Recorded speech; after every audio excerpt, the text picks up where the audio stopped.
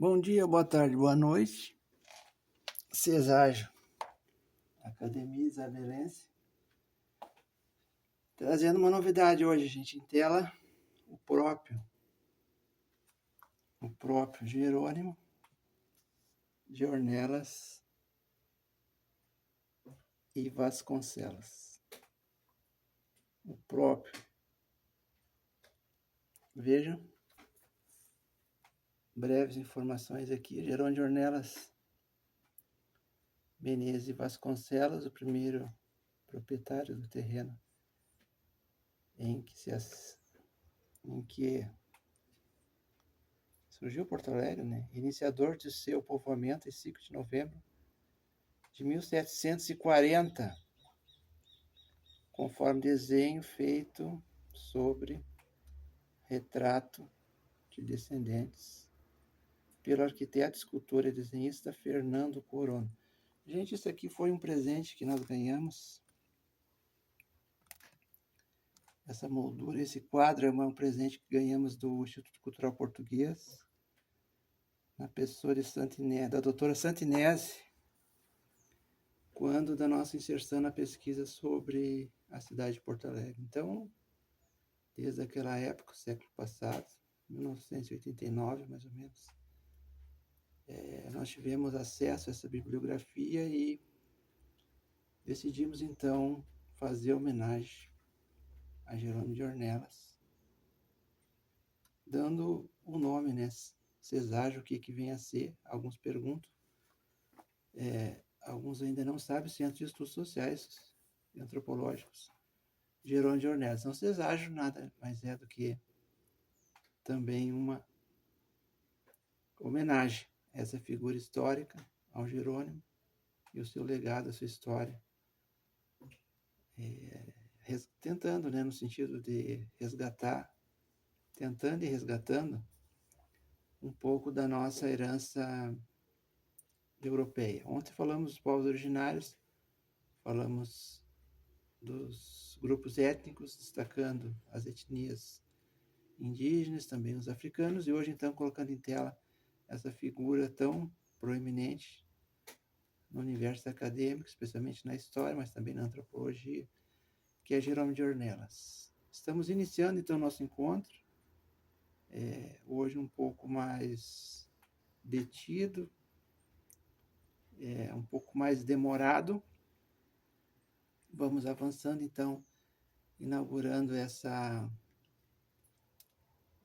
nova dinâmica, né, nossa do canal, que é uma live grande durante a semana e depois outras pequenas, uma live grande por semana e outras pequenas no transcorrer dos dias da sequência da semana. Muito obrigado pela atenção de todos.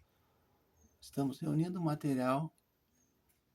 Uma pequena pausa, já retomamos, pessoal, só um pouquinho. Estamos aqui também projetamos, né, o título da obra, Estudo Jurídico da Legislação Especializada nas Comunidades Indígenas Brasileiras, o Estatuto do Índio, lacuna no monopólio do poder de punir estatal brasileira, essa obra de 1999, que está sendo projetada, porque também hoje nós vamos retomar então um pouco mais de Weber e seguir com Direito, Ciências Jurídicas e Ciências Sociais.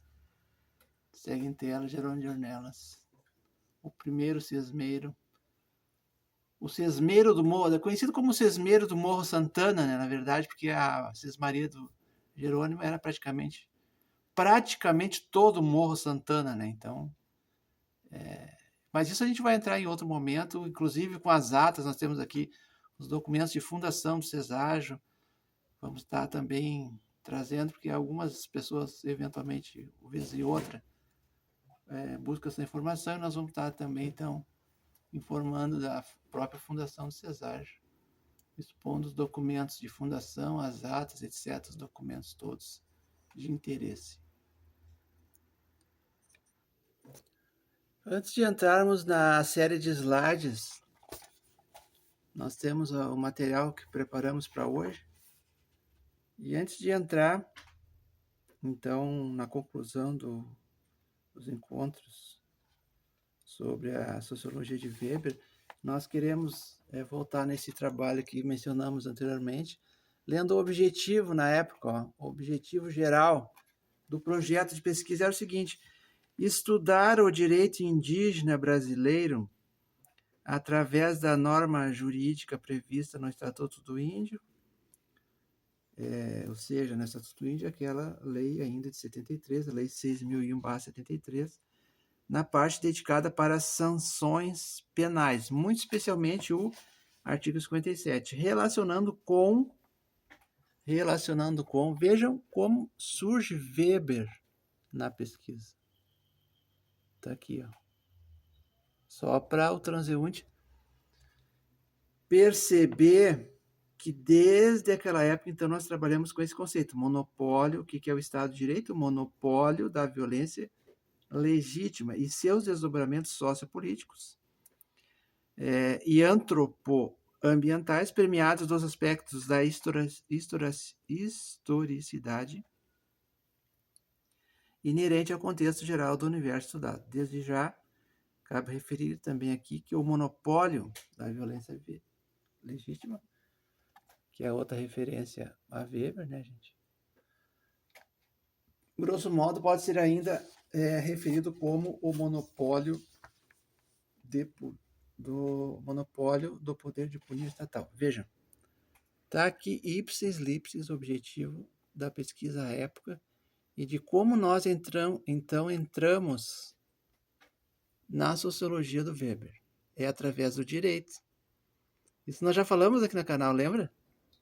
Que nós frequentamos os cursos de graduação nas ciências sociais. Naquela época, Weber não teve a devida atenção, nem da nossa própria parte, nem daqueles que estavam propondo as temáticas, as discussões e os trabalhos na Universidade com maiúsculo.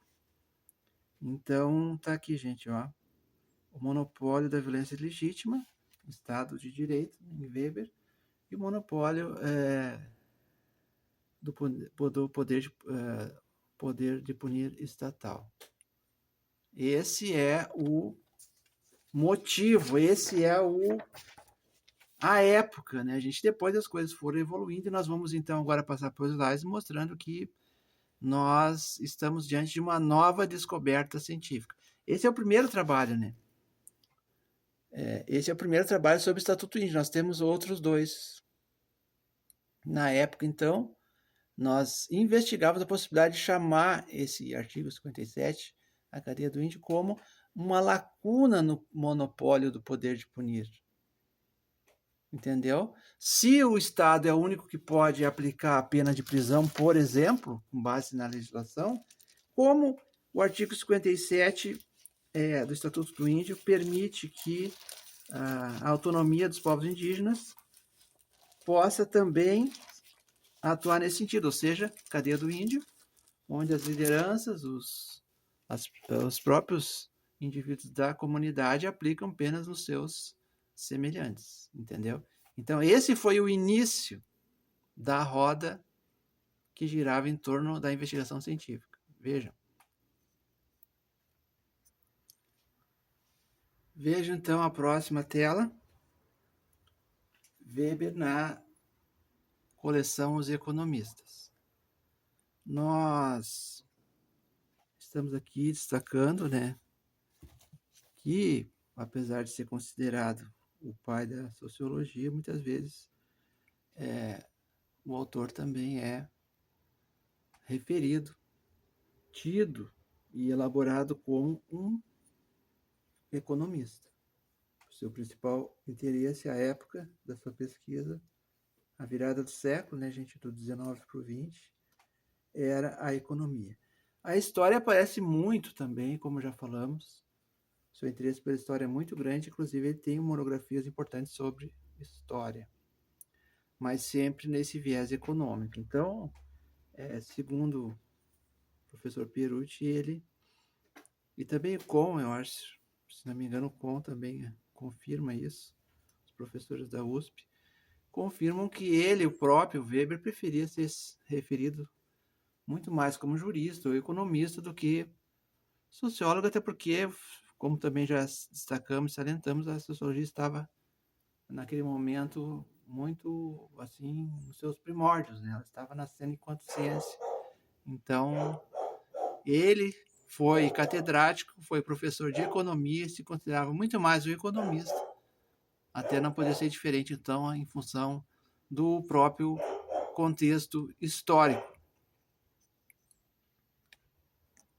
Eu tô com um disco aqui porque nós ficamos também de trazer hoje para vocês algumas referências cinematográficas e nós não queremos assim fazer um encontro muito longo, mas nós vamos combinar o seguinte, nós vamos dividir então o encontro de hoje em duas partes. E a primeira parte é essa que estamos colocando em tela, então, já a dialética dos metais, parte 2. E depois, então, na medida que isso avança, nós entramos na parte do cinema, certo?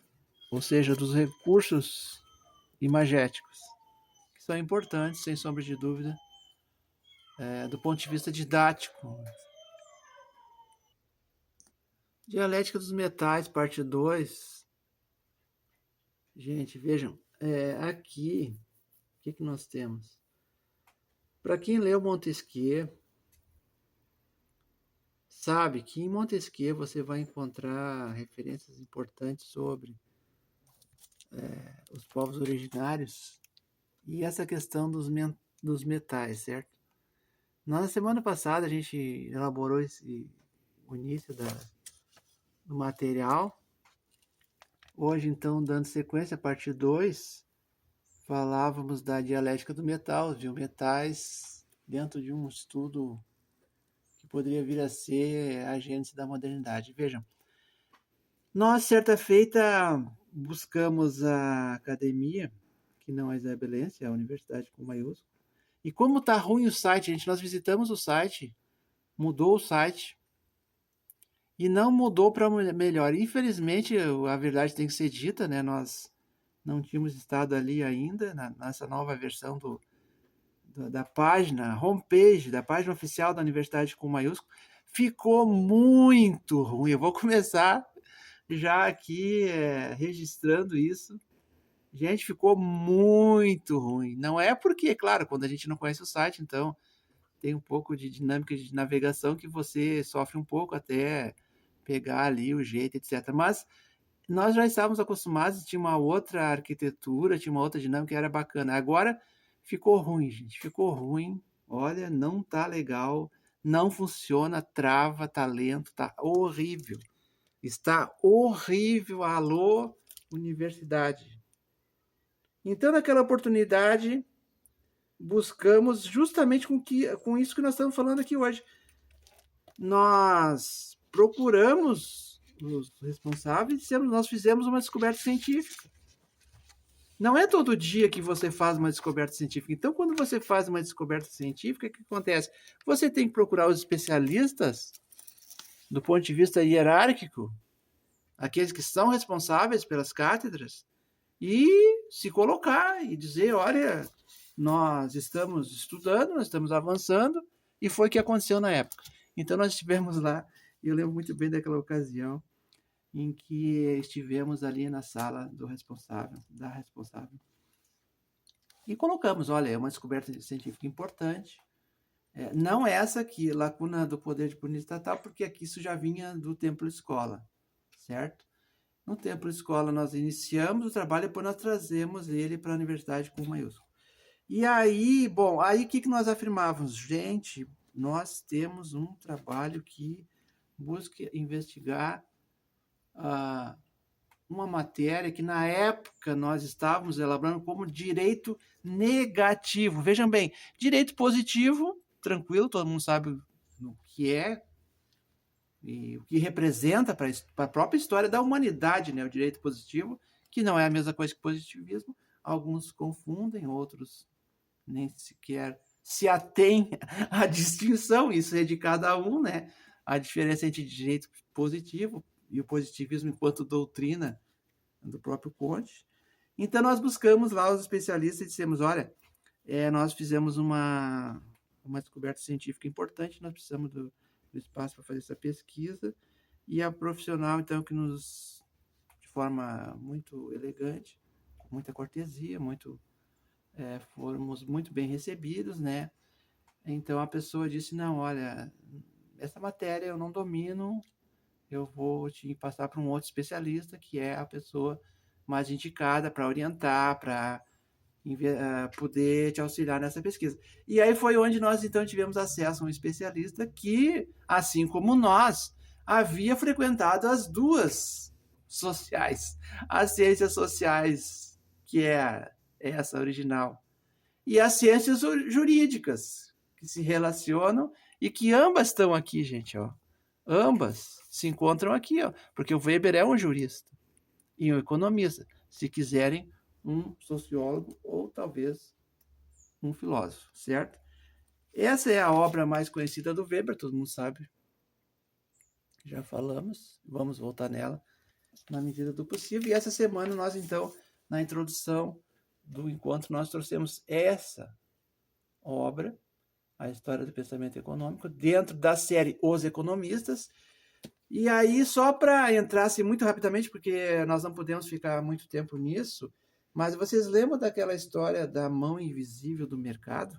Então, liberalismo, hoje nós vivemos o neoliberalismo, mas tudo começa ali. E aí nós trouxemos aqui, e vamos já projetar novamente. Não está aqui na bancada, só um minutinho que eu vou acessar.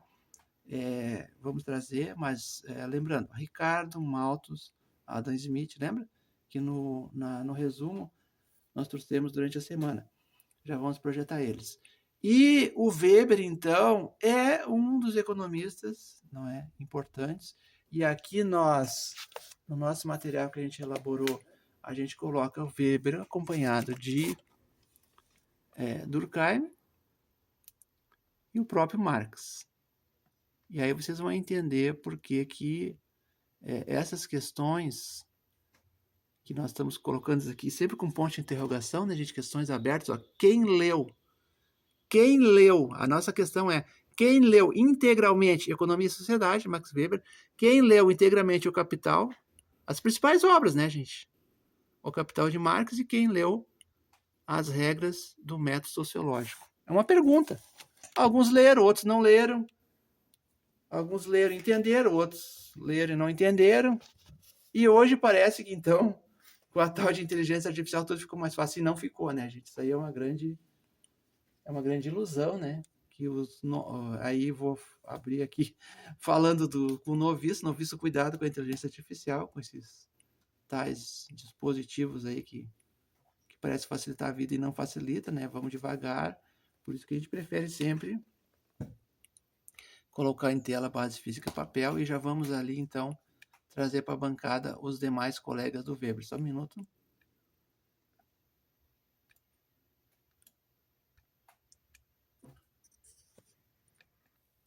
Os colegas do Weber. Falamos e damos prova, gente, ó. Damos prova. Ricardo.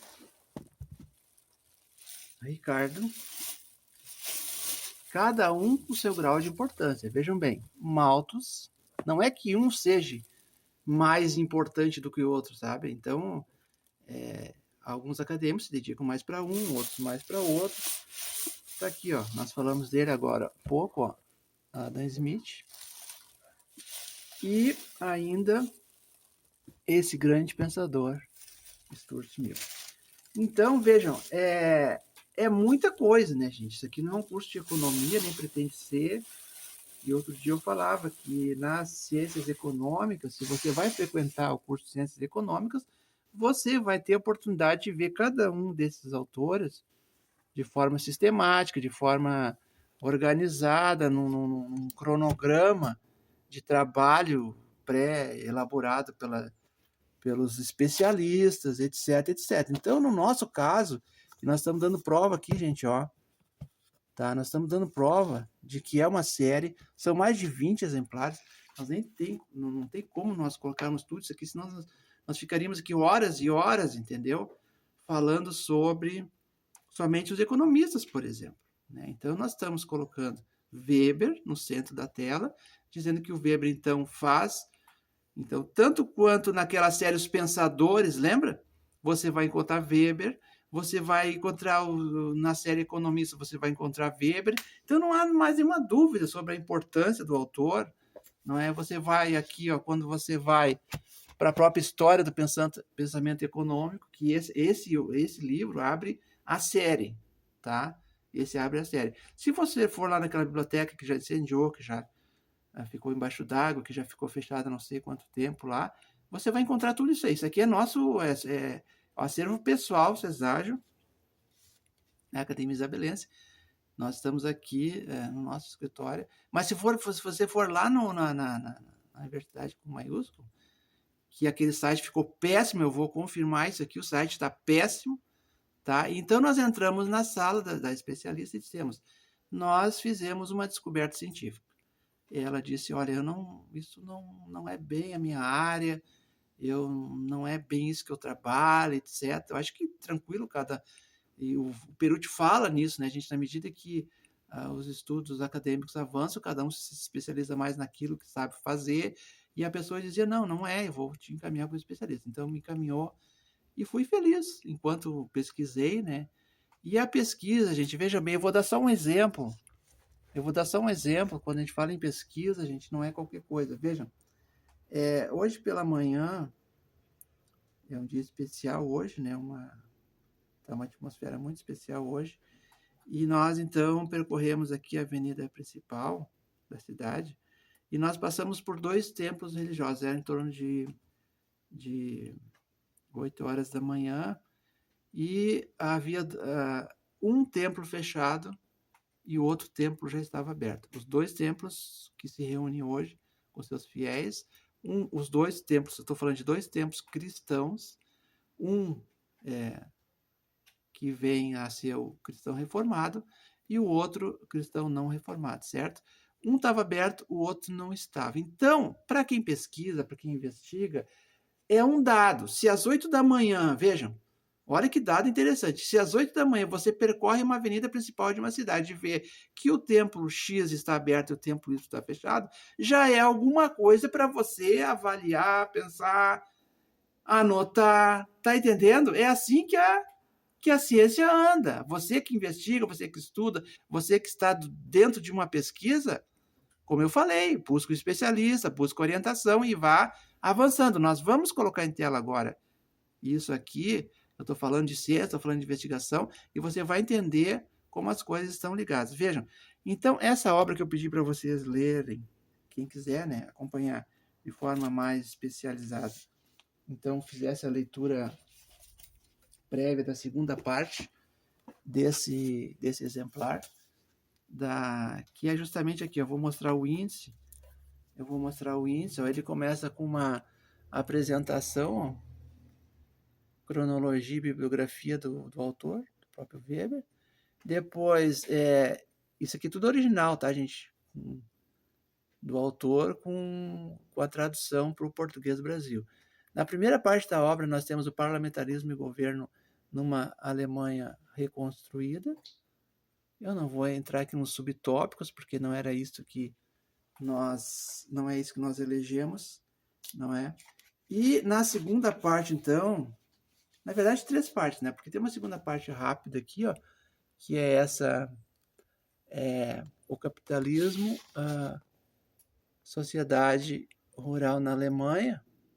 E a terceira parte, então, foi aquela que nós elegemos para trabalhar, ó, rejeições religiosas do mundo e suas direções. Aqui sim, ó, são 9 tópicos, então nós vamos passando por eles, porque aqui nós elegemos, então, para trabalhar. Vejam, tópico 1, motivos para a rejeição do mundo, o significado de sua construção racional. Ponto 2, tipologia do asceticismo e do misticismo. Número 3, direções da renúncia ao mundo. 4, a esfera econômica. 5, a esfera política. 6, a esfera estética. 7, a esfera erótica. 8, a esfera intelectual. 9, as 3 formas da Teodiceia.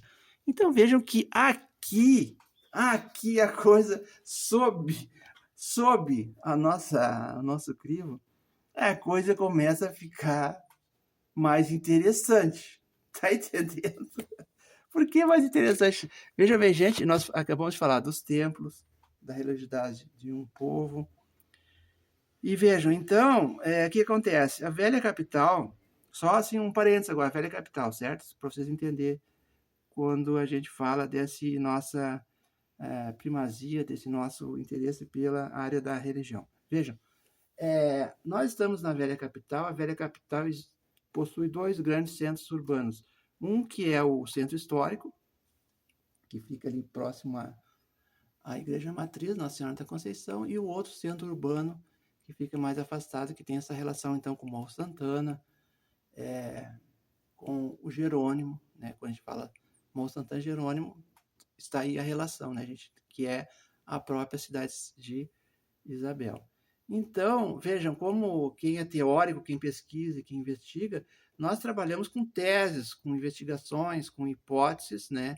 E desde o século passado, ali nos anos 80, por exemplo, nós defendemos a tese e publicamos um livro sobre isso, de que esse local que muitas vezes é referido geopoliticamente, né, oficialmente, dentro da velha capital como um bairro, na verdade não é apenas um bairro. Nós buscamos elementos através do que nós descobrimos no estudo da história de Porto Alegre. Então, você vai estudar Porto Alegre, inevitavelmente, você vai chegar em Jerônimo.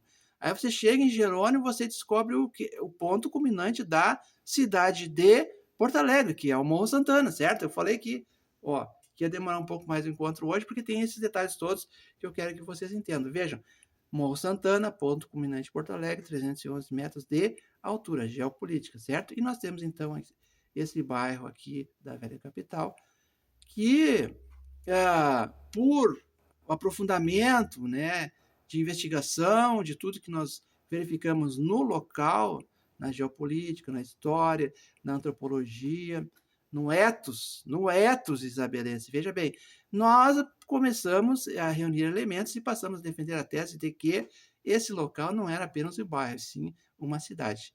E aí nós lançamos uma obra que chamou Os Primórdios da História de Santa Isabel. E aí nossa relação com Jerônimo. Tá entendendo?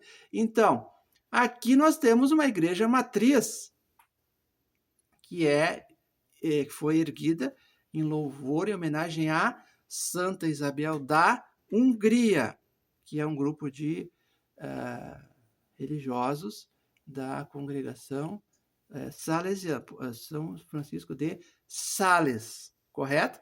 Perfeito. Então, lá no centro histórico, a 20 quilômetros de distância daqui, é uma outra realidade, é uma outra situação, é uma outra cidade. Então, isso a gente vai investigando, vai buscando e vai publicando. Existe o livro, foi publicado. E aí, na medida que fomos buscando mais elementos, nós trabalhamos em algum momento com uma monografia que colocava em tela os 2 grandes eventos religiosos da região, que é ou seja, que acontece em novembro, a festa da padroeira de Santa Isabel ocorre em novembro, uma grande festa que reúne a comunidade, a paróquia, as pessoas relacionadas à paróquia, um grande evento social, econômico e religioso, certo? E em dezembro é um outro evento. Então é a festa da padroeira de Viamão, Nossa Senhora da Imaculada Conceição de Viamão. Ocorre que a gente está, então, dentro dessa descendência europeia, portuguesa, com essa santidade, né, cultuada dentro do rito católico, Nossa Senhora de Conceição de Viamão. E de outro lado, então, Santa Isabel da Hungria. Então, eu vou trazer, não tenho aqui a monografia agora para projetar para vocês na tela, mas foi uma monografia importante também. Então, vejam que quando eu falo, então, dessa nossa predileção pela área da religião, vai nesse sentido. Vai nesse sentido. Então, predileção, religião, predileção por o espírito do capitalismo. Tá entendendo como as coisas estão conectadas? Então, não é... Gente, isso não é coisa de ontem, anteontem ou três ontonte. Não é coisa de três ontonte. Isso são anos, anos e anos de estudo, anos e anos de investigação. Esse livro aqui, ó, ele tem um marcador aqui, ó. Esse livro é muito... tem mais de 30 anos de uso, esse livro. E aqui eu posso produzir prova para o interessado e para interessado. Aqui dentro eu usei como marcador nesse livro um papelete de uma instituição econômica que nem existe mais. Então, são mais de 30 anos de trabalho com o autor.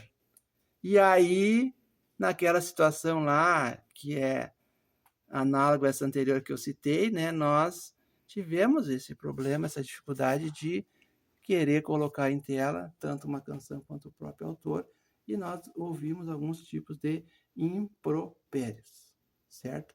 Então, essas coisas são do Estado de Direito, né, gente? A academia é isso. Tem muita coisa que a gente curte, outras a gente não curte, mas quem está noviço, agora noviço, presta atenção. Você não vai curtir tudo que você vai encontrar na academia, certo? Você tem que se preparar até psicologicamente, porque, como falamos aqui outro dia, é uma espécie de instituição total. Então, você sabe que a instituição total, ela deixa marcas. Lembra do estigma? Então, a gente não quer entrar nos filmes, e agora, quando eu falo estigma, eu lembro de um filme que está aqui, ó. Não é o livro de cabeceira, que é século X, Oriente, mas a gente não pode entrar em tudo, tá, gente? Então, nós estamos só aqui fazendo, então, esse percurso para situar bem, né, gente, da pesquisa, de quanto tempo isso está sendo colocado em tela e de como vocês podem, então, ter a total confiança e a credibilidade de que se trata de algo estruturado, sistematizado e preparado para você poder acompanhar e sorver aquilo que for mais interessante para você, certo? Só um minuto, eu vou fazer uma pausa, já volto, só um minuto, por favor, só um minuto. Voltando, bebi uma água, nós vamos fazer um intervalo depois, maior, mas ontem falamos sobre linguística e grupos étnicos, e eu quero, então, antes de continuar ali com a nossa coleção de slides, vejam, quem é da área do direito trabalha com, por exemplo, no penal, você trabalha com tipos penais. O que é o tipo penal, gente? É um encaixe. Você tem a lei que você, por exemplo, artigo 121, Código Penal Brasil, matar alguém, crime de homicídio. O tipo penal é matar alguém, certo? É tirar a vida de alguém, do ponto de vista o quê? Da humanidade.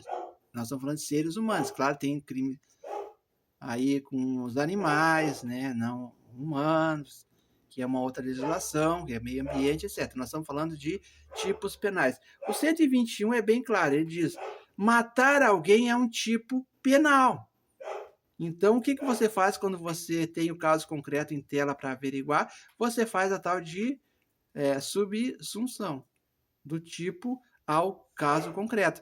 E o Weber, então, ele, como é um jurista, ele vai eleger algo parecido, que são os tipos ideais. Tá entendendo? Que o jurista e economista, ele elege, do ponto de vista teórico, uma ferramenta que ele chamou de tipos ideais, que é muito próximo do que a gente conhece como tipos penais no direito. Está entendendo por que, então, essa pessoa que é especialista numa outra área, ela diz, olha, eu não posso te ajudar nisso. Eu vou chamar uma outra pessoa, um outro especialista que tem formação específica nas jurídicas e nas sociais e vai, então, te colocar a situação de pesquisa que você deve seguir. Lembra da hierarquia? Isso é hierarquia. Ninguém faz nada sozinho, ninguém faz nada dando chute em moita. Isso é pesquisa, é ciência. Então, vamos lá. Já entenderam, então, da relação do tipo penal o tipo ideal em Weber. Já podemos aqui percorrer um pouco mais do slide em tela. Agora, mais um slide, gente. Vejam bem. A gente falou que hoje ia ser um pouco mais demorado, né? E aqui questões então abertas, gente. Ó, a gente trouxe algumas questões aqui abertas. Questões do tipo, tendo lido integralmente as obras anteriores, quem seria capaz, né, de, sem viés ideológico, explicar com suas próprias palavras a síntese das obras? Qual obra? Aquela lá que a gente falou. Karl Marx, Capital, o Weber, Economia e Sociedade.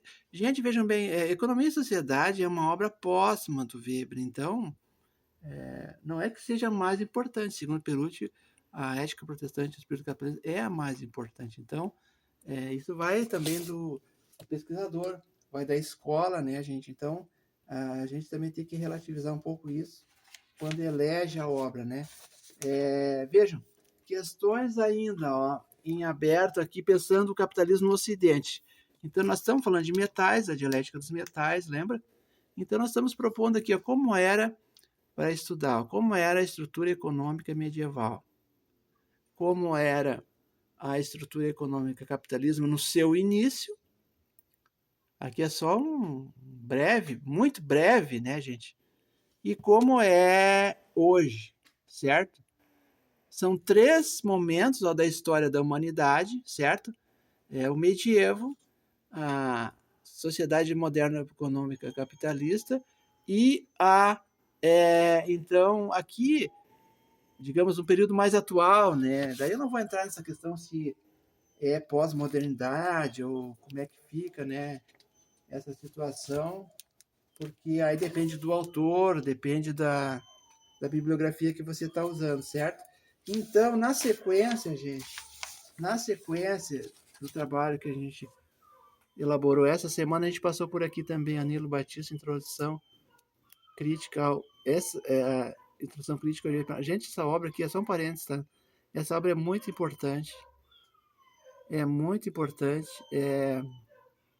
Você dá uma olhada para quem trabalha com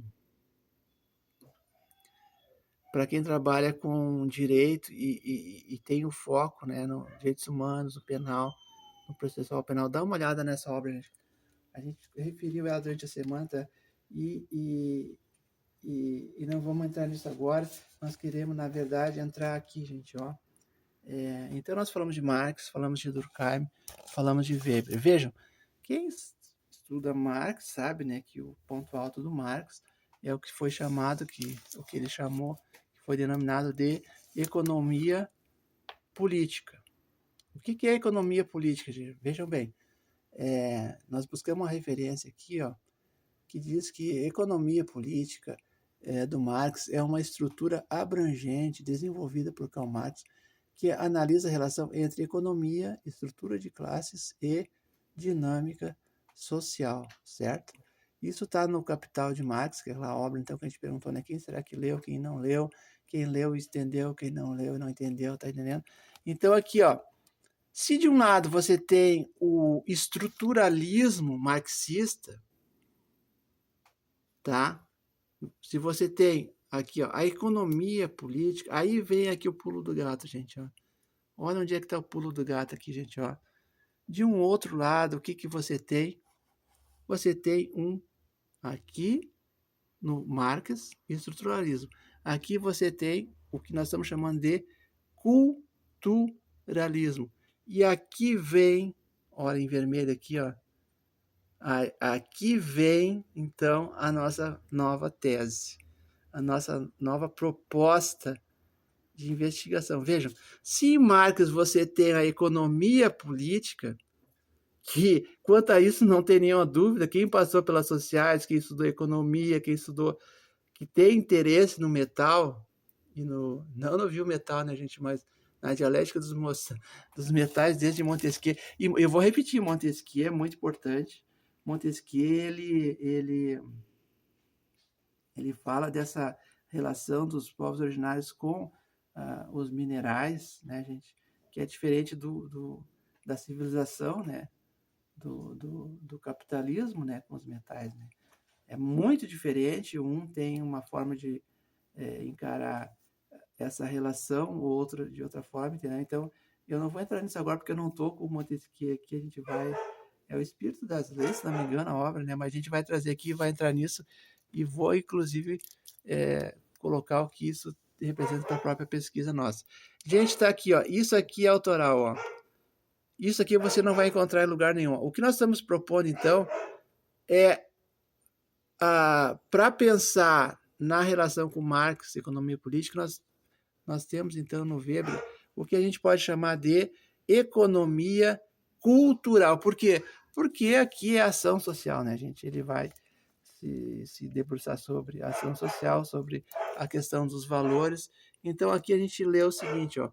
Em contraposição com as teorias do materialismo histórico, cria-se a observação e explicação científica com base nos atributos de valor culturais teocentrados. Seria, assim, um estudo das relações de poder político, especialmente aquelas observadas nas sociedades modernas capitalistas, certo? Então, aqui, ó, vejam, isso aqui de própria Lavra. Isso aqui é a nossa Lavra.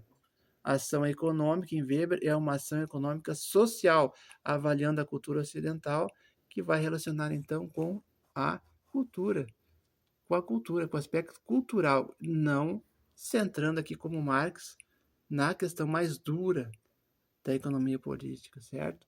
Então, aqui, ó, a economia e outras ordens e poderes sociais como religião e política. Dentro da cultura, o que ele elege? A questão religiosa para falar do poder econômico, certo? Então, aí vem a diferença e aí vem a nossa autoria numa proposta que você não encontra em outro lugar, certo? Nós vamos concluir a primeira parte agora. Vejam bem, avançando um pouco mais nessa mesma toada, vejam, colocando de novo, então, esses dois grandes pensadores, Karl Marx e Max Weber, dentro de um objetivo bem específico. Vejam. Gente, eu lembrei agora de Comênios, pai da didática. Então, veja que o pequeno parênteses, nem tudo é Weber, né, gente? Eu lembrei de Comênios, o pai da didática, e sabe como é que nosso interesse eu já falei aqui, né, sobre o magistério, sobre a nossa caminhada dentro do curso de magistério, nossa formação acadêmica começa com um curso de nível médio na área do magistério, quando então tivemos essa formação como professores, do que se tem hoje como ensino fundamental. Na época era chamado de currículo por atividade, hoje ensino fundamental. Essas nomenclaturas foram mudando, as leis foram mudando, a própria LDB foi reformada, etc. Então, Comênios, gente, vejam bem, o que dizia Comênios, o pai da didática? Ele defendia aquela ideia que nós devemos ensinar tudo a todos. Então, essa nossa proposta que singela, vocês veem que tudo aqui é artesanato intelectual, nossos recursos são limitados e você tem que fazer bastante esforço até para acompanhar, porque eventualmente o áudio fica deficitário, etc. Então, eu sei que você está acompanhando porque você tem atenção e você quer avançar na temática. Agora, veja, Comênios, didática. No magistério, a gente aprende o seguinte: são 3 situações. Veja, quando você lê algo, você internaliza aquela informação. Quando você lê e ouve, por exemplo, digamos o que era, digamos, o rádio, hoje é um podcast, né? Então, se você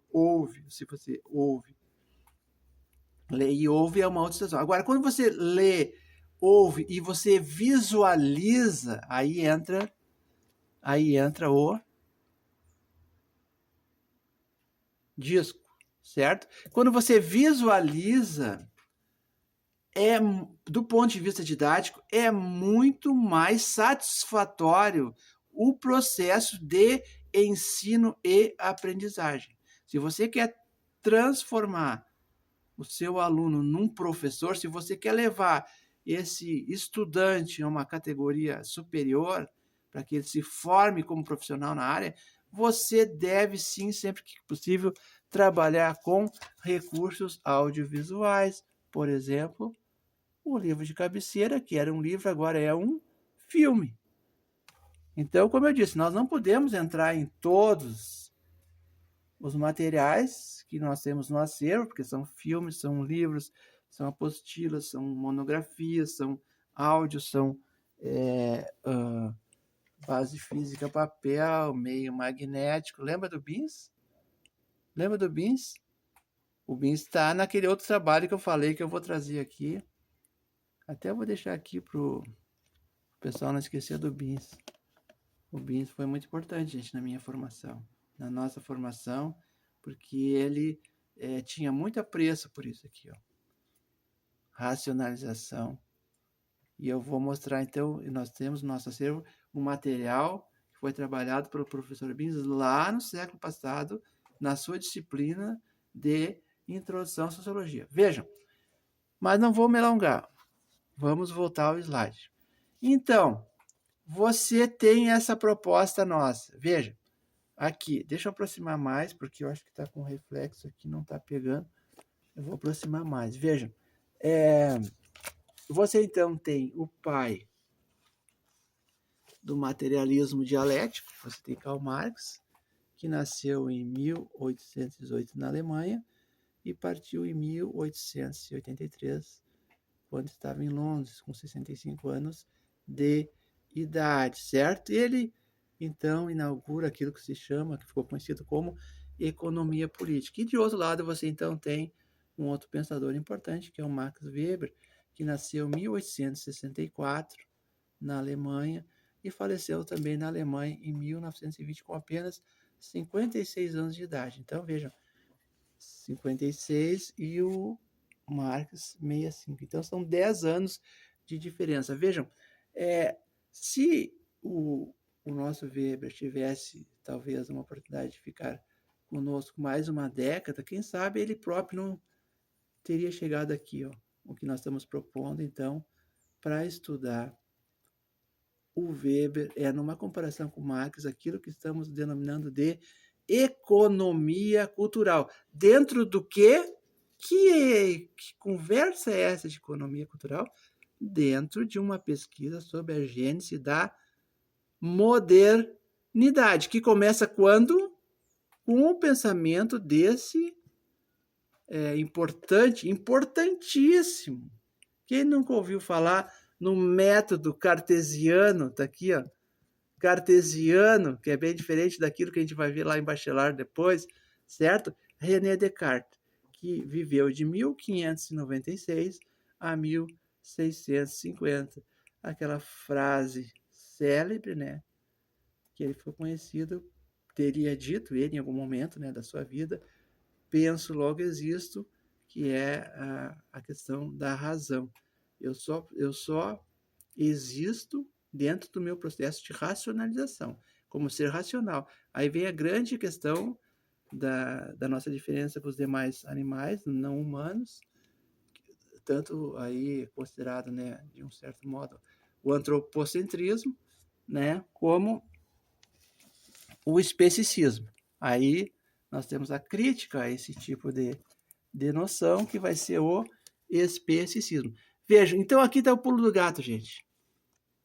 Economia política é o que já existe e a nossa proposta, então, é chegar aqui, ó, numa economia cultural, certo? A partir da obra de Weber. Então, nós, de certa forma, agora nós chegamos exatamente naquele ponto que nós estávamos lá quando procuramos a especialista, o especialista, e dissemos, nós fizemos uma descoberta científica.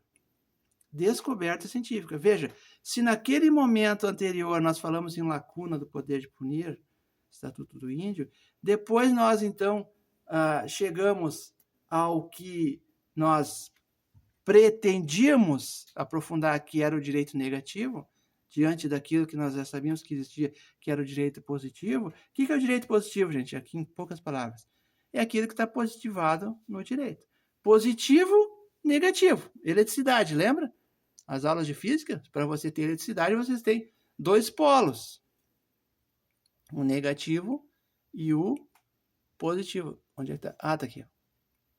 Negativo e positivo. Quando você junta os dois, você tem eletricidade.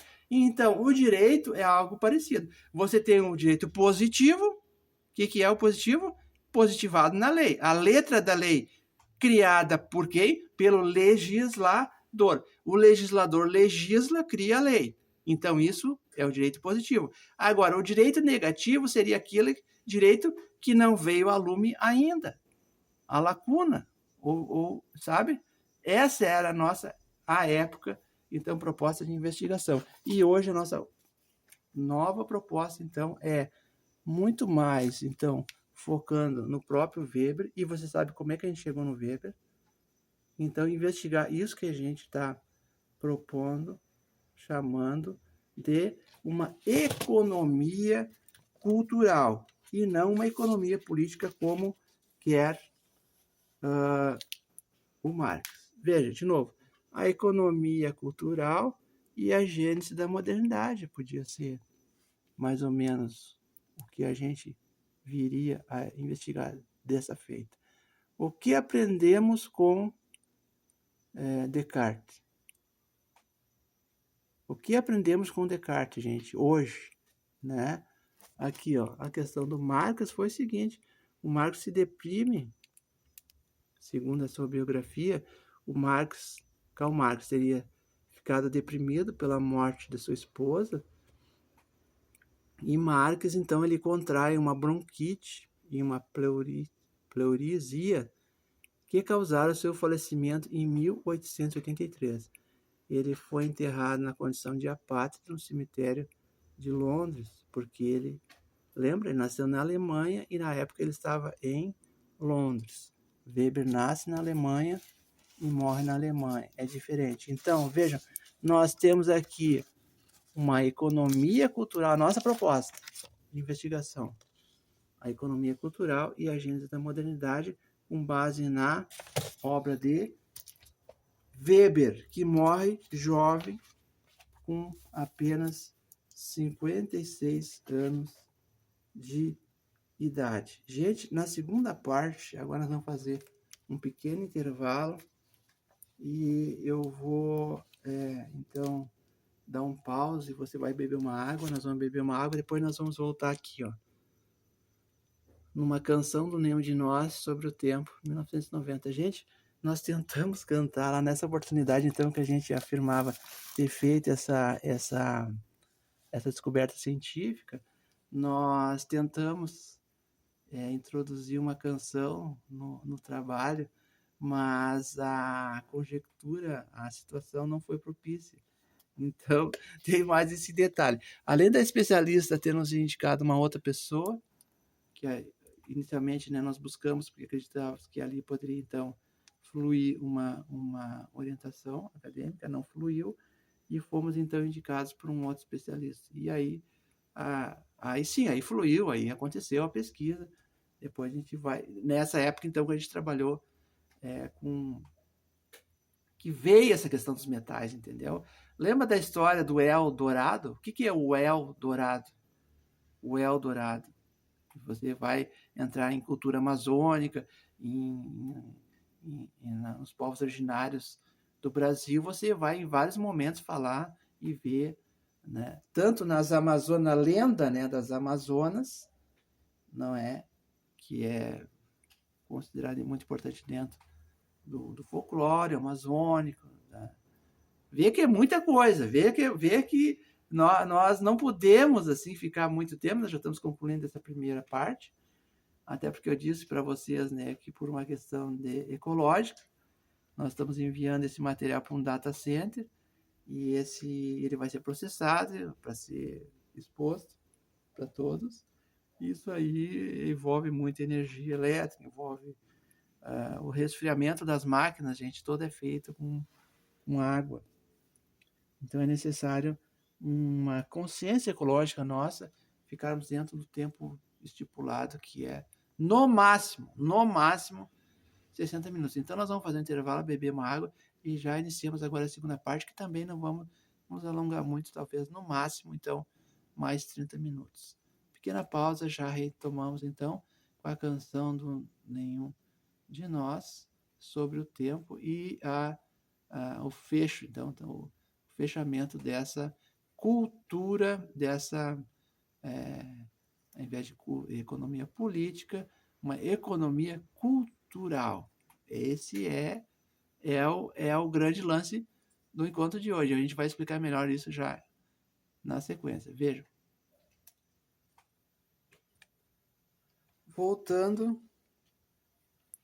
Voltando, gente, nós então, como dizia, a última parte do encontro, nós vamos projetar aqui a página 157,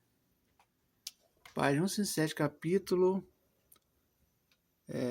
Rejeições religiosas do mundo e suas direções. Olha que interessante, o próprio Weber, gente, ó, na série Economistas, traz esse versículo, essa passagem bíblica, que diz: não vim trazer a paz, mas a espada.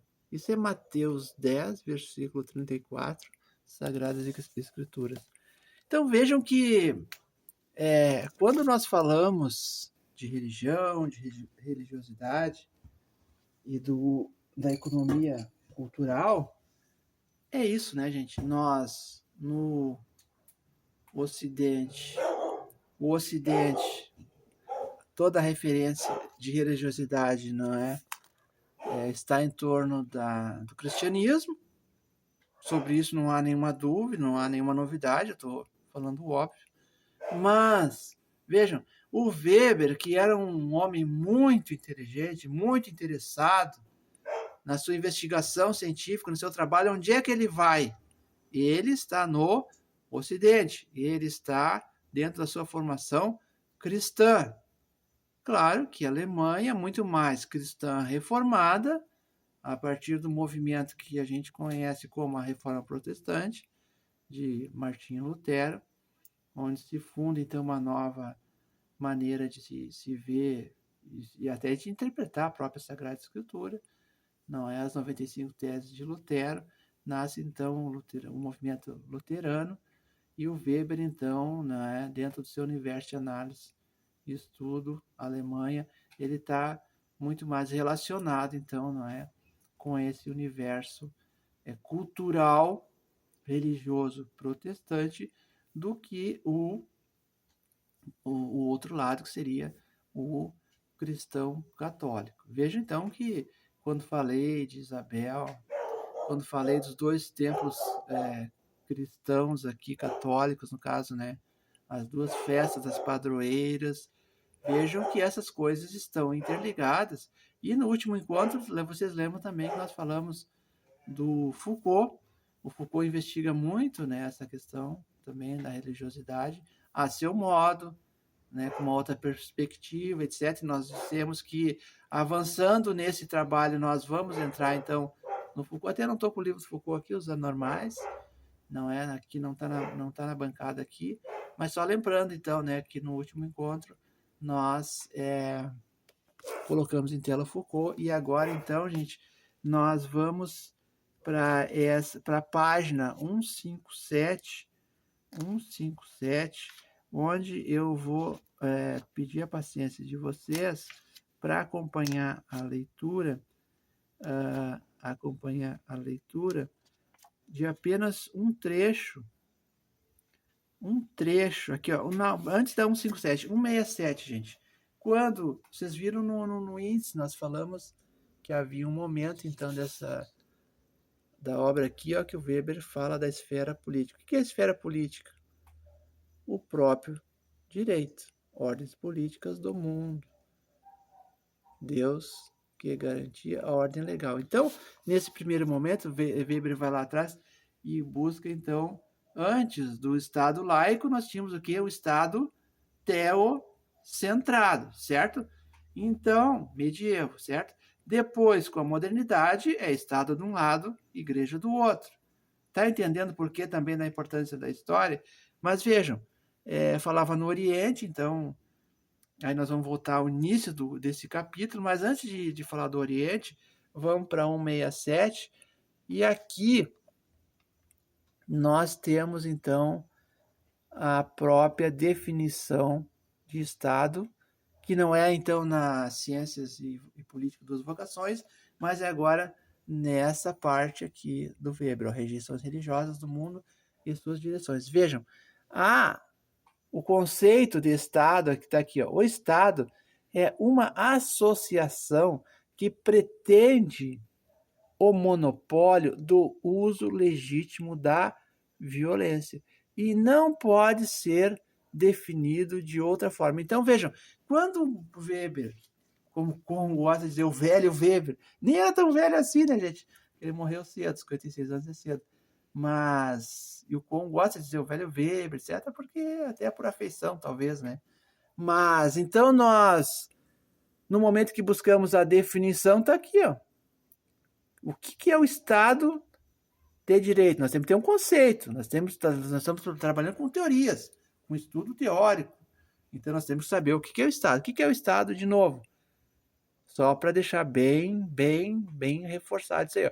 O Estado é uma associação que pretende o monopólio do uso legítimo da violência e não pode ser definido de outra forma. Vejam, isso aqui é o Weber puro. É o Weber puro. Não é a interpretação do Weber. Não é alguém que leu e interpretou e escreveu. Não. Isso aqui é a tradução do original. Tradução do original. Que durante a semana a gente até leu para vocês. Tá aqui, ó. Vamos botar aqui no começo do capítulo. Tá aqui, ó. Nós já projetamos isso aqui na tela, né? Vejam que quando a gente fala em sociologia em Weber, muitas vezes nós estamos falando que tipo de sociologia? Da sociologia do racionalismo. Por isso Descartes. Lembra na primeira parte? Falamos Descartes, o método cartesiano. Está aqui, gente, ó. De novo, o original está aqui, ó, em alemão. Não vou colocar fonemas nessa palavra tão bonita do alemão, porque não tenho capacidade técnica. Veja, foi isso o grande lance do Pierucci. O Pierucci, ele entra no original em alemão. Nós aqui estamos buscando a tradução em português, mas uma boa tradução, ó, de 1915, ó, volume 1, página 436 até 73. Esse ensaio foi publicado em 1915 pelo próprio Weber. Tá entendendo? Não é uma versão, não é uma invenção, não é uma interpretação. É o próprio Weber falando. Falando do quê? Das rejeições religiosas do mundo e suas direções. E aí onde é que ele vai? Só para fechar essa história do Oriente, em forte contraste com o caso da China, a religiosidade indiana que vamos analisar é o berço das éticas religiosas, que negam o mundo, teórica e praticamente. É também na Índia que a técnica que corresponde a essa negação melhor se desenvolveu. O monasticismo, bem como as manipulações ascéticas e contemplativas típicas, não só se desenvolveram primeiro na Índia, como ali se manifestaram de forma mais coerente. E foi talvez na Índia que essa racionalização iniciou seu caminho histórico pelo mundo em geral. Então veja como ele tem um apreço, um cuidado, um interesse pela questão histórica, não só do Ocidente, como do próprio Oriente, destacando que aqui está a raiz, aqui está a matriz do... aqui falando em rejeições, né, religiosas, a religiosidade indiana, que depois ele vai falar no desencantamento do mundo. E aqui o primeiro subtópico, ó, motivos para a rejeição do mundo e o seu significado de construção racional. Está entendendo a relação entre rejeição do mundo e construção racional? Agora, a construção racional do Descartes está onde? No Ocidente e não no Oriente. Então, a nossa cultura que vem desse caminho ocidental nos permite essa proposta de pensar, então, assim como Marx fez a sua economia política, que nós, então, a partir do Weber, então, nós podemos propor uma economia cultural, certo? Vejam, aqui mais um destaque, uma frase que nós queremos que vocês prestem atenção, que é o seguinte: a análise de Weber sobre as rejeições religiosas do mundo e suas direções revela a complexa relação entre religião, sociedade e indivíduo, destacando a importância da religião como um fator social que molda a vida e a cultura. Tá entendendo por que é diferente do Marx? O Marx vai buscar o quê? A luta de classes. Ele vai dizer que nós temos, de um lado, aqueles que detêm os modos de produção, a burguesia, e nós temos, de outro lado, os proletários, ou seja, aqueles que vendem a sua força de trabalho, até porque não detêm o poder, nem o poder econômico, nem as máquinas para produzir os produtos que serão comercializados dentro da lógica capitalista. Gente, eu estou procurando aqui uma frase, que eu deveria ler para vocês, mas eu vou ficar aqui com o último tópico desse capítulo, que é o ponto 9, as 3 formas da Teodiceia. Isso aqui é muito interessante, gente. É claro que, vejam, isso aqui, como fala muito em religião, não atrai todo o acadêmico. Não poderia atrair todo o acadêmico. Porque o acadêmico mais, digamos, que não é aquele acadêmico garantista, que não é aquele acadêmico que tem um apreço pelos direitos humanos, pela cultura da dignidade da pessoa humana, ele vai passar meio que batido por isso aqui, entendeu, gente? Ele passa meio que batido, porque ele não tem, e ninguém é obrigado a nada, né, gente? Cada um dentro da sua responsabilidade, do seu trabalho, ele vai desenvolver aquilo que mais encanta, Desencantamento, encantamento, certo? Então, nós queremos, já caminhando para o final, a gente dizer que, eventualmente, a arte e a literatura fazem parte do trabalho de quem tem assim a predileção, certo? Às vezes é difícil encontrar a palavra, mas predileção, certo? Existe o dado, na pesquisa você tem o dado quantitativo e o dado qualitativo, certo? O próprio Weber aqui, onde é que está a ética protestante, espírito católico? Não está aqui, está ali na outra prateleira. Ele traz dado quantitativo.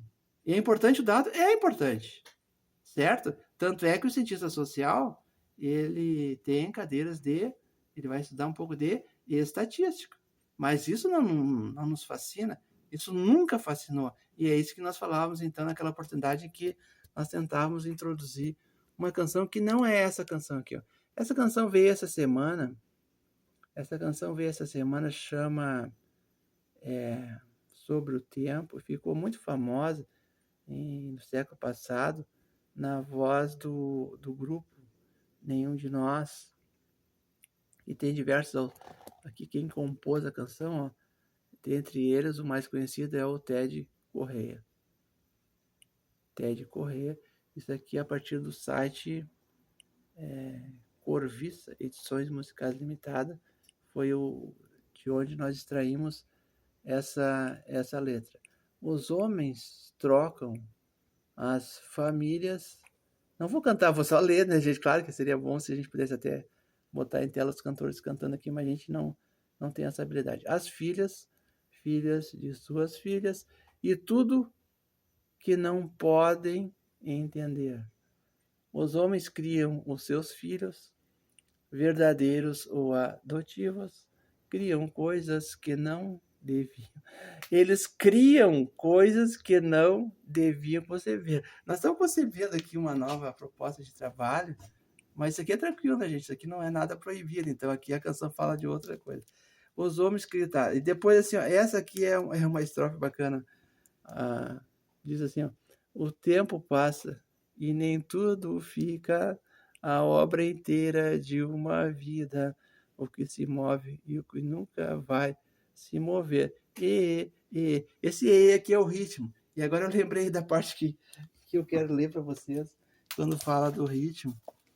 E eu falava ontem em ritmo análise, e tá aqui, ó.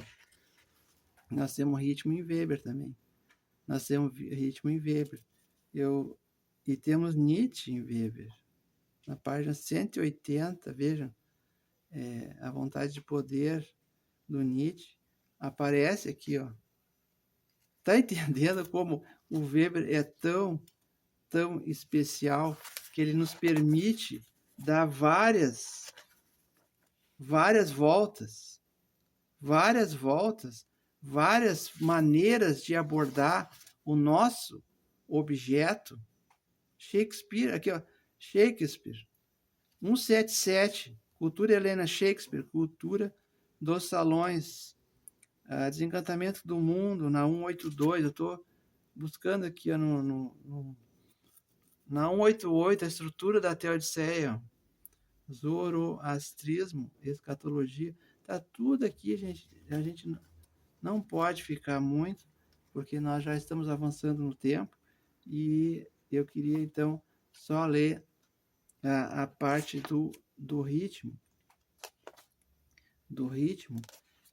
que aparece aqui nessa parte. A tensão entre religião e sexo foi aumentada pelos fatores evolucionários entre ambos os lados. Isso aqui, gente, me lembra, quando fala dessa tensão, ó, eu lembrei do Foucault. Então, veja que tem relações, não é, do Foucault com o Weber, e a gente vai tá trabalhando... tá aqui, encontrei.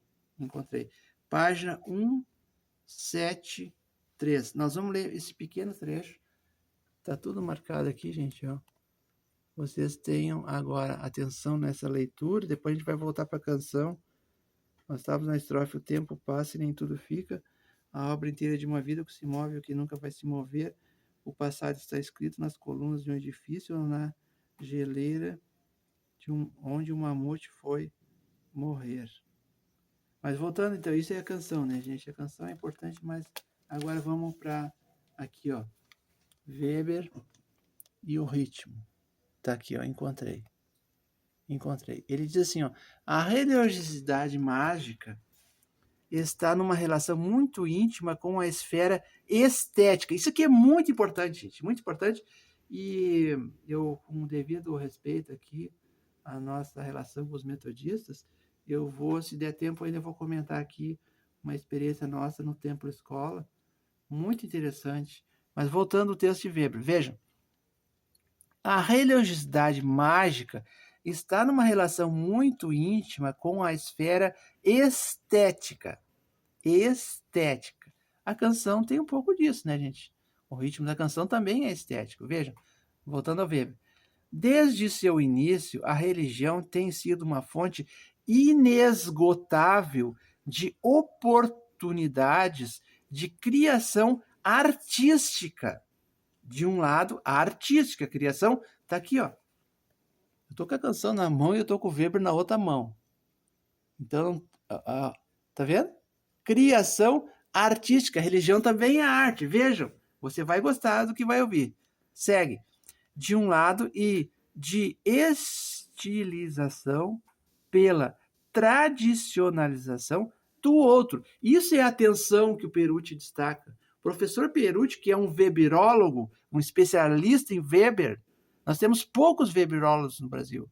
Poucos weberólogos. Eu aqui, Na região sul, eu vou me arriscar a falar agora uma coisa que você vai confirmar ou não. E eu não conheço nenhum weberólogo, digno de nota, aqui na região sul. O que é o weberólogo? Aquele cara especialista em Weber. Ah, mas e o marxista? É especialista em Marx. Ontem nós assistimos a palestra do Rui. O Rui falou mais de 2 horas na sua análise política. Vejam como são várias questões, por isso que eu estou dizendo, ó, o tempo está avançando e a gente não pode abordar tudo. Mas, como eu falei do weberólogo, estou falando do marxista, e citei aqui uma autoridade no tema, que é o Rui Costa Pimenta, que é o presidente do PCO, que faz semanalmente uma live muito importante, onde ele analisa a conjuntura política tanto do país quanto da política internacional. Ontem ele falou coisas muito interessantes, eu até pensei aqui em colocar em tela com vocês alguma coisa sobre o que ele falou, mas não tem, né, gente, como nós relacionarmos todas essas questões, então vamos voltar para o Weber. De novo, a religiosidade mágica está numa relação muito íntima com a esfera estética. Desde seu início, a religião tem sido uma fonte inesgotável de oportunidades de criação artística, de um lado, e de estilização pela tradicionalização do outro. Então, isso é a tensão que o Perucci fala. Isso é a tensão. Se você entra num templo religioso católico, você vai encontrar determinados símbolos religiosos. Tanto no mobiliário, quanto nos aspectos cênicos, na musicalidade, nas artes sacras, entende? Se você vai num outro templo cristão que não o católico, digamos o protestante, eu citei aqui agora há pouco o metodista, por exemplo, você tem uma outra situação diferente. Isso é atenção. E aí, é cristão, sim, tanto de um lado quanto do outro. É o Ocidente e é a tradição cristã. No entanto, são duas formas, duas maneiras diferentes de se relacionar com o sagrado. Está entendendo a diferença e a importância de nós prestarmos atenção no que ocorre de um lado e no que ocorre do outro? Por quê? Porque o Weber está falando que a ética protestante, o espírito do capitalismo, está nesse cerne. Está entendendo? Então, seguimos aqui. Isto se evidencia em vários objetos e processos. Objetos e processos. Ídolos, ícones e outros artefatos religiosos. Na padronização das formas comprovadas magicamente, o que constitui um primeiro passo na superação do naturalismo por uma fixação de estilo. Aqui o estilo está entre aspas, tá, gente? Porque esse estilo aqui, ele tem a ver com ethos capitalista, tá? Seguimos lendo Weber. Na música, como meio de êxtase, exorcismo ou mágica apotropaica. Você sabe o que é uma mágica apotropaica? É Weber. Eu estou lendo Weber. Nós não estamos inventando nada. Está aqui, ó. Ele está falando, vê como ele pesquisa, como ele busca, como ele é detalhista. Nós acabamos de falar aqui tipos ideais, tipo penal. Tá entendendo por que a gente fez aquela live de ontem falando dos nomes, da nomenclatura, do léxico, da relação da língua com os conceitos, com a ciência? Tá entendendo? Não é qualquer coisa, gente. E por isso que nós não podemos fazer esse encontro de forma tão rápida, porque isso aqui não tem nada de automatismo. Isso aqui é um estudo, isso aqui é uma investigação científica, onde você tem que ter paciência, buscar o conhecimento através do que os autores estão nos trazendo. De novo, eu não vou explicar o que é mágica apotropaica, porque aí já é muita coisa, né? Se eu for explicar aqui cada termo, então, mas só vou dar um spoilerzinho rápido. Olho gordo, né, gente? Lembra a historinha? Olho gordo. Como é que você resolve o problema do mal olhado antes da racionalização, antes do desencantamento do medo? E como é que você resolve o problema do... aí, de novo, eu lembro do Foucault. Aí eu lembro do Foucault, porque vem a medicina, porque vem o conhecimento científico no lugar do conhecimento mágico. Tá entendendo? Aí vem Foucault. Isso, o Weber nem poderia abordar tudo. Por que nós temos que ir para o Foucault? Porque aí vai ser o detalhe do detalhe. Tá entendendo? Mas nessa nossa proposta aqui da economia cultural, é anterior, tá, gente? Então, depois a gente vai explicar esse detalhe, ele não vai entrar na história da clínica, na história da sexualidade, como o Foucault está trabalhando, entendeu? Não vai entrar naquela dinâmica, na história do pensamento ali, conforme está colocado no livro dos anormais. Tá entendendo? Porque aí é muita coisa, e aí é fácil a gente se perder. Tá entendendo? A gente tem que ir também com cautela. De novo, nós estamos lendo, página 173 do último capítulo dessa obra. Lembra que eu pedi para vocês ler? Então vamos lá, a gente parou na mágica apotropaica. Em feiticeiros que eram cantores e dançarinos mágicos. Tá entendendo? Tá entendendo por que eu tô com essa canção aqui, gente? Quando eu comecei, eu tenho certeza que muitos que estão acompanhando disseram, puxa, mas o que tem a ver a canção? O que tem a ver a canção com Weber, com religiosidade? E aí eu disse, vamos lá pro ritmo, e tá aqui o ritmo, e nós estamos cravando estaca. Vejam bem, estamos cravando estaca. Eu vou até iniciar de novo, porque é um pequeno, eu tô só, um parágrafo. Começa aqui a religiosidade e termina aqui, templos oriunda de zelo religioso. E nós estamos falando dos encantamentos do mundo. E você está prestando atenção. Se você prestar atenção, você vai ver da necessidade de ficar atento, porque o detalhe aqui é fundamental. Veja, onde é que está o ritmo? Vamos ficar aqui para não começar de novo na mágica apotropaica, tá? Aí tem assim, ponto e vírgula, em feiticeiros que eram cantores e dançarinos mágicos em relações de tom comprovadas magicamente e, portanto, magicamente padronizadas. As primeiras fases preparatórias na evolução dos sistemas tonais, tons, música, tá?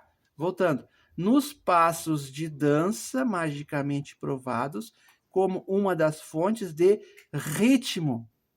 Quando fala em ritmo, gente, falou em ritmo, falou nessa palavrinha mágica, ritmo, não tem como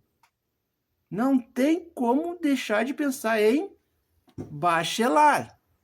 Não tem como deixar de pensar em ritmo-análise. Não tem como deixar de pensar que a ritmo-análise de Bachelard é a alternativa que ele propõe para psicanálise da turma do Freud. Tá entendendo o que você precisa buscar entender? O Ocidente, o Oriente, religiosidade, o ritmo, não é tão simples, gente. Não é tão simples, porque a gente lê aqui daqui a pouco, e aí eu quero retomar, antes de continuar, 396.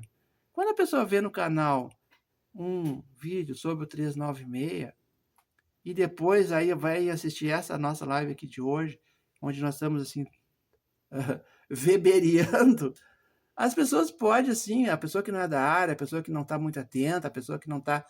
Até pode pensar que é uma grande salada, né, gente? É uma grande panaceia isso aqui, mas não, gente. Se você segue passo a passo, e se você juntar esses pedaços, você vai ver que, apesar de complexo, e é complexo, veja bem, cadeia do índio, quando você fala, eu tinha muitos artigos do Estatuto do Índio e elegi um artigo. Um artigo. E quando eu elejo um artigo, que é o 57, eu vejo que é um universo. Então, de novo, aqui é algo semelhante. Tá entendendo?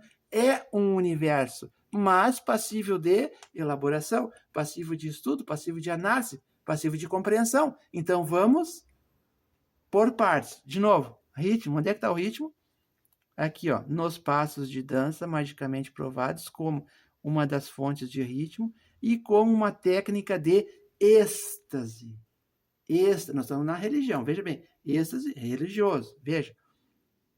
Nos templos e igrejas, como as maiores de todas as edificações, com sua tarefa arquitetônica estereotipada como consequência de finalidades estabelecidas de uma vez por todas. Eu estou perdendo a voz, gente. Eu estou perdendo a voz, nós vamos ter que concluir. Eu só vou terminar de ler aqui, ó, esse parágrafo, está me faltando voz. Vejam, voltando, ritmo, e com uma técnica de êxtase nos templos e igrejas, como as maiores de todas as edificações, com sua tarefa arquitetônica. Está entendendo como envolve arquitetura, envolve literatura, envolve sociologia, envolve economia, envolve direito? Puxa vida! Mas assim, para quem não está atento e quem não está com pouca vontade de acompanhar, vai dizer, é uma salada, mas não é. Veja, como consequência de finalidades estabelecidas de uma vez por todas e com formas estruturais que se tornam estereotipadas da eficiência mágica. Lembra do apotropaica? De novo, eficiência mágica, desencantamento do mundo. Tá entendendo? Vamos lá. Ó, tem um ponto e vírgula, volta para o texto. Em parâmetros e implementos de igrejas de todos os tipos que serviam como objetos de arte aplicada. Todos esses processos e objetos foram classificados de acordo com a riqueza das igrejas e templos oriundos do zelo religioso. Tá, gente? Ó, não inventei nada. Nós só estamos lendo, ó, a página 173. Nós lemos apenas um parágrafo, onde nós destacamos a noção de ritmo, e aí nós vamos concluir com uma pequena história que eu tenho certeza que você vai, então, se você prestar atenção nessa história, que nós vamos... História com E, tá, gente? História com E. Você vai entender do que nós estamos trabalhando. Vejam. Sobre o tempo, canção de nenhum de nós. Eu vou só... Não vou cantar, eu vou lembrar aquela estrofe assim, ó. O tempo passa e nem tudo fica, a obra inteira de uma vida. O que se move, o que nunca vai se mover. É ritmo, gente, ó. Por que tem o e? Tá entendendo? É ritmo, ó. O passado está escrito nas colunas de um edifício ou na geleira onde um mamute foi morrer. É até de correr cantando, não sou eu, tá? O tempo engana aqueles que pensam, que sabem demais, que juram que pensam. E existe também aqueles que juram. Vocês sabiam? Olha que bonito essa estrofe. Olha que bonito. É até de correr, não sou eu. Tá falando, ó, o tempo engana aqueles que pensam, que sabem demais, que juram, que pensam. Existem também aqueles que juram sem saber. Mais uma, aí a última ali, ó. O tempo passa e nem tudo fica, a obra inteira de uma vida, o que se move, o que nunca vai se mover. É até de correr, a gente, na canção sobre o tempo. Isso aqui foi gravado em 1990, e aí a gente viu aqui uma conexão, vejam, entre algumas palavras: a mover, morrer, saber, mover, tá? Olha que interessante. Nós acabamos de ler essa canção aqui, não é toda a canção que tá aqui, tá? Então a gente viu assim uma relação, ó. Vejam, isso aqui, digamos assim, é, poderia dizer que é um exercício não só de análise, né, de avaliação, mas também de uma espécie de, veja, a palavrinha, ó, aqui, mover, de ação, de morrer, ou seja, deixar de existir, e saber, morrer, mover. Vejam, então isso aqui não é assim tão importante, né? Durante a live a gente está aqui quase 2 horas conversando, e a gente também tem que dar uma relaxada, né, gente? E nós vamos concluir então, voltando aqui, não é hermenêutica jurídica, né, gente? O trabalho de hermenêutica jurídica também é muito interessante. A gente passou por lá e temos alguma coisa também para falar sobre hermenêutica jurídica, mas não hoje. A economia cultural, gente, essa é a nossa proposta. Economia cultural dentro de um estudo da gênese da modernidade. O que aprendemos com Descartes? O que nós aprendemos com Descartes, gente? Especicismo. Nós aprendemos a ser especicistas? É isso? Nós temos que continuar escravizando os animais porque nós somos racionais e eles são os irracionais? Nós temos que continuar com rodeios, com animais no circo, sendo explorados, sendo escravizados, né? Nós temos que fazer o sacrifício de animais para elaborar nossa refeição, para elaborar o nosso... Eu estou dando exemplo aqui, tá? Para fazer nosso ritual mágico, etc. É isso? É uma questão. Você está perguntando. A economia cultural e a gênese da modernidade. Foi isso que... Esse é o legado de Descartes. Nós temos que seguir escravizando os animais. Sabe que animais? Eu falei em animais em círculos. A legislação já evoluiu nesse sentido. Em muitas cidades hoje é proibido. É proibido carroças, por exemplo, Porto Alegre, não é mais permitido a circulação de veículos de tração animal. Tá entendendo como o direito entra? Sempre tá ali o direito junto, no diálogo com a modernidade. Tá entendendo? Ó, carroça, veículo de tração animal em Porto Alegre é proibido. Se você percorrer uma avenida e ver essa situação, você pode denunciar, vai vir lá o guarda de trânsito, vai recolher o veículo, o animal vai ser encaminhado para uma ONG, para uma proteção animal, para um santuário. Esse animal vai passar por um tratamento médico, vai ver se ele está machucado, se ele está bem tratado, se ele está bem alimentado. Está entendendo como a legislação sempre está junto? E aí nós vamos concluir, cantamos e estudamos, e estamos concluindo agora, então, com o encontro. Eu lembrei, porque quando a gente, na canção, a gente fala, né, do tempo passa, né, gente? O tempo passou, o tempo escola hoje vive uma nova realidade. E o tempo escola, para quem não sabe, né, eu só vou aqui deixar registrado que o tempo escola foi uma definição da nossa própria lavra.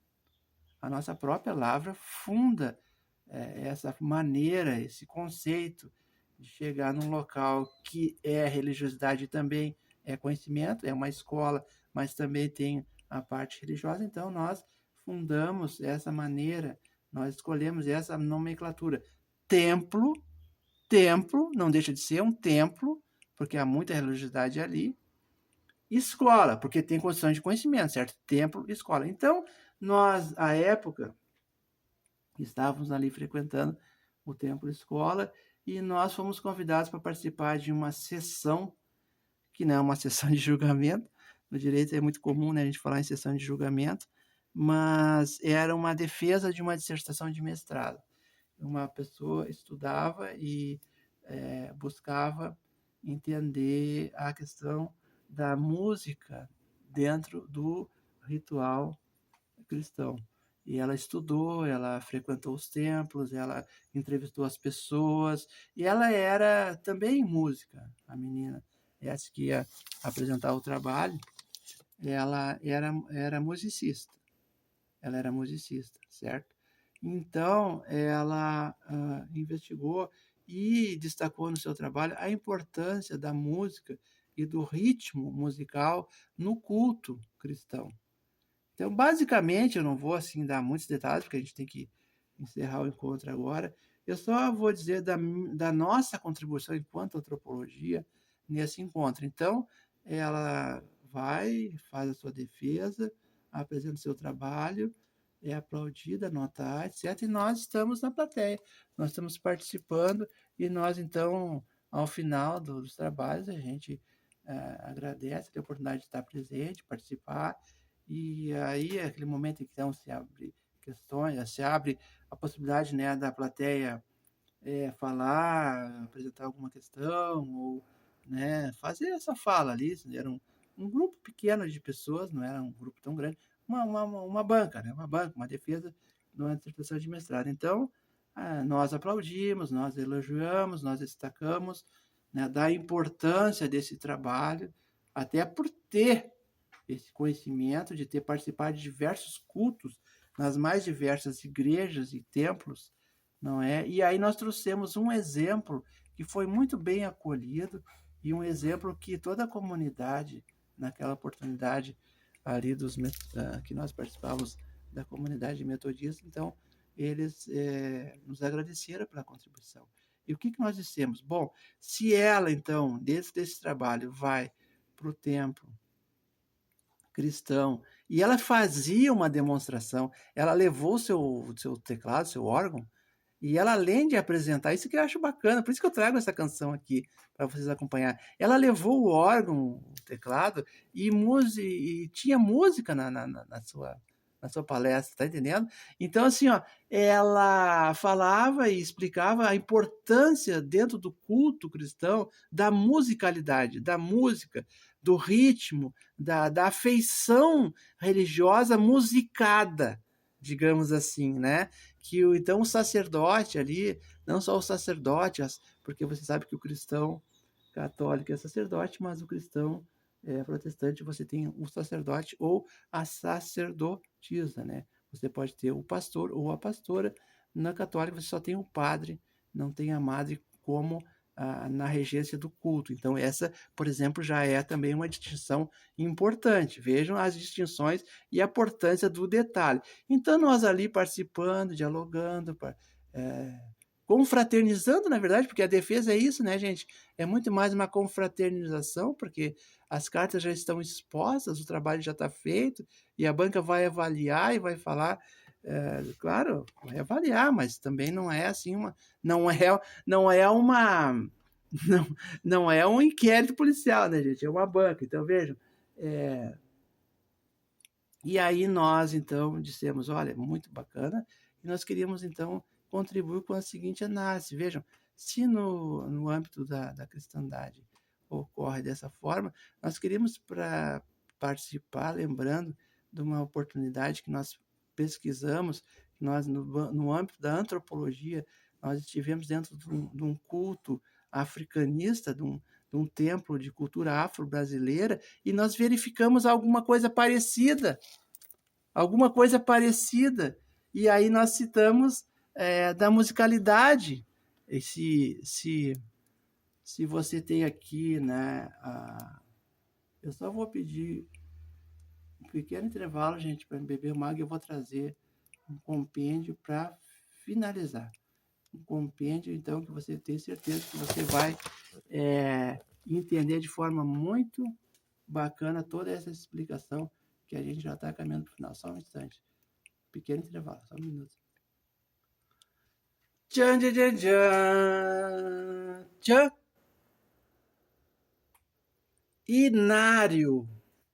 Inário evangélico com antifonas e orações. Tá entendendo da nossa predileção pelas ciências da religião? Tá entendendo? Veja, uma obra que você nunca viu na internet. Inário evangélico com antifonas e orações, terceira edição, 1966, Confederação Evangélica do Brasil.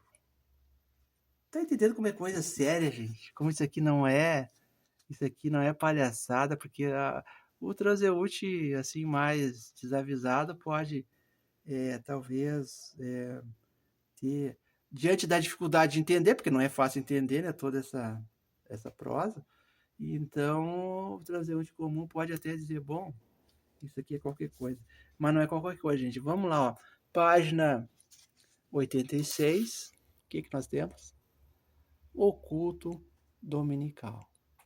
Vamos concluir? Vamos concluir. A gente, por uma questão ecológica, a gente não pode continuar, gente. Vejam, a semana já passou. O Senhor guiou-nos bem. O seu povo se lembrou. Que reunião, bênçãos tem neste dia do Senhor, de descanso e de louvor. Ó, concede-nos perdão de todo o erro e todo o mal, e por tua compaixão, dá-nos paz celestial, livres do cuidado. Aqui descansamos hoje em ti. Vem, outorga-nos poder para te glorificar, para o mal aqui vencer, o Evangelho sempre honrar. Se conosco, eterno Deus, glória excelsa lá dos céus, as iniciais de quem criou este hino, inário. Isso foi um presente que eu ganhei do pastor metodista, que eu não vou nominá-lo. Ele me presenteou com esse inário evangélico, com antifonas e orações no templo metodista, onde nós participávamos, então, dos encontros, não só da parte acadêmica, mas também dos encontros religiosos. Vejam, então nós havíamos falado de um encontro onde a pessoa defendia a sua dissertação e falava da musicalidade, está aqui. Então eu não podia concluir essa live sem falar para vocês, sem demonstrar que o inário evangélico faz parte, assim como a Bíblia, as Sagradas Escrituras, todo o evangélico carrega consigo o inário, e aí ele é orientado a abrir nas páginas determinadas durante o culto e fazer, então, a sua oração, a sua pregação. Veja, voltando, vamos concluir. Qual foi a nossa contribuição naquela época, ali naquele encontro? Dizíamos o seguinte, bom, queríamos lembrar que em outros cultos religiosos de matriz africana acontece algo também similar e interessante. Vejam, aí eu falava de uma oportunidade que nós tivemos numa gira. Gira é uma roda, né, gente, de orixás, onde o pai de santo, então, enquanto sacerdote, ele estava ali organizando os trabalhos religiosos, e nós, então, presenciando como pesquisadores, frequentando esse templo, né, por um período, nós observamos uma coisa muito interessante, que foi o seguinte, ritmo. Lembra? Quando nós falamos de ritmo, o que nós destacamos naquela oportunidade? Nós relatamos que, quando pesquisamos um templo africanista, nós observamos o papel central do tamboreiro. Tamboreiro é aquele especialista no tambor, e ele vai fazer o seu trabalho de ritmo conforme o orixá. Então, cada orixá, cada entidade, né, que chega, ele tem um ponto, ou seja, um conto. Aqui, no caso, é um hino, não é? E lá seria um ponto, é uma canção específica do orixá. E quem é que puxa, quem é que tem essa sensibilidade e essa autoridade para puxar o ponto dentro do culto de religiosidade afro-brasileira? não é o sacerdote, no caso o pai de santo, é o tamboreiro. Então, conforme ele vai trabalhando o tambor, ele delimita a saída de cena de um determinado orixá e a entrada de outro. E a roda, a gira, os médiuns da roda seguem essa orientação, certo? Então, o pai de santo, que é o sacerdote mor, digamos assim, aquele que é o responsável por toda a dinâmica do culto, não é ele que define, ou não é ele que percebe, não é ele que estipula que a partir desse momento, o orixá que está, por exemplo, né? O orixá, por exemplo, que está chegando conosco na roda, na gira, é o Ogum e não mais Oxum, por exemplo. Estou dando um exemplo.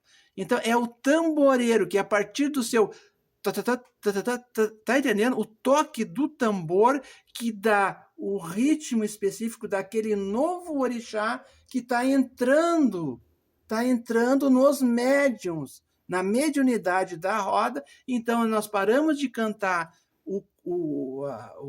a música de Oxum e começamos a cantar o ponto específico de Ogum, por exemplo. E foi essa nossa contribuição que nós levamos, então, para esse encontro de educação dentro do Templo Escola, e as pessoas que participavam ali ficaram muito atentas e passaram, então, a observar que o nosso conhecimento, em termos de ciências de religião, em termos de ritmo, e aí eu, de novo, né, quando eu falo ritmo, não tem como não lembrar desse pensador tão importante que é Bachelard, e nós vamos entrar na ritmo-análise, pode ficar tranquilo que você vai ter a oportunidade de acompanhar esse encontro, na verdade mais de um, né, gente? Então, vejam, é o tamboreiro, é a pessoa que trabalha na percussão, ele sente, ele percebe, ele como, digamos assim, um dos médios, ele não está na roda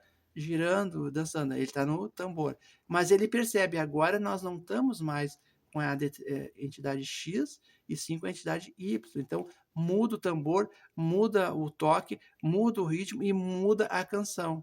E o pai de santo, que é então, o sacerdote que está ali na frente dos trabalhos, não é ele que está dando esse tom, não é ele que está definindo a entrada de um e a saída do outro, não é ele que está estabelecendo esses patamares, esses limites e essas entradas. Tá entendendo? Como é detalhe, é aqui, gente, ó, é economia cultural. É economia cultural por quê? Porque dentro do culto, tanto o africanista como eu falei no início do encontro, lembra das festas das padroeiras? O que você tem? Você tem religiosidade, mas você tem economicidade também. Você tem a venda de produtos, dos alimentos, você tem as lembrancinhas religiosas, você tem a venda da rifa, você tem a parte social, as pessoas se encontram, as pessoas se confraternizam, as pessoas se abraçam, as pessoas... Tá entendendo o porquê que o Marx é economia política, é a luta de classes, é burguesia e proletariado, e aqui é economia cultural, é encontro de diversidades, de ações valorativas. Qual o valor aqui? É o sagrado. Qual é o sagrado? No caso do Weber, é o cristão. Tá entendendo a diferença? Então, nós não queremos nos alongar. Hoje, um pouco mais de tempo, né? Do que o normal. A gente disse que isso ia acontecer. E ainda faltou, gente, faltou a questão. Lembra do Comênios, lembra da didática, lembra dos filmes. Não tem como a gente avançar. A gente só quer dizer que nós temos algumas referências importantes para trazer, para sugerir, você que é professor e quer desenvolver um trabalho parecido, você pode, então... Esse aqui nós já trabalhamos essa semana. É um livro que virou livro, um livro de cabeceira, muito importante, tá? Tem a ver com a linguística também, com aquilo que a gente trabalhou ontem, mas depois nós temos outras sugestões de obras cinematográficas, de documentários, na época chamávamos de recursos audiovisuais.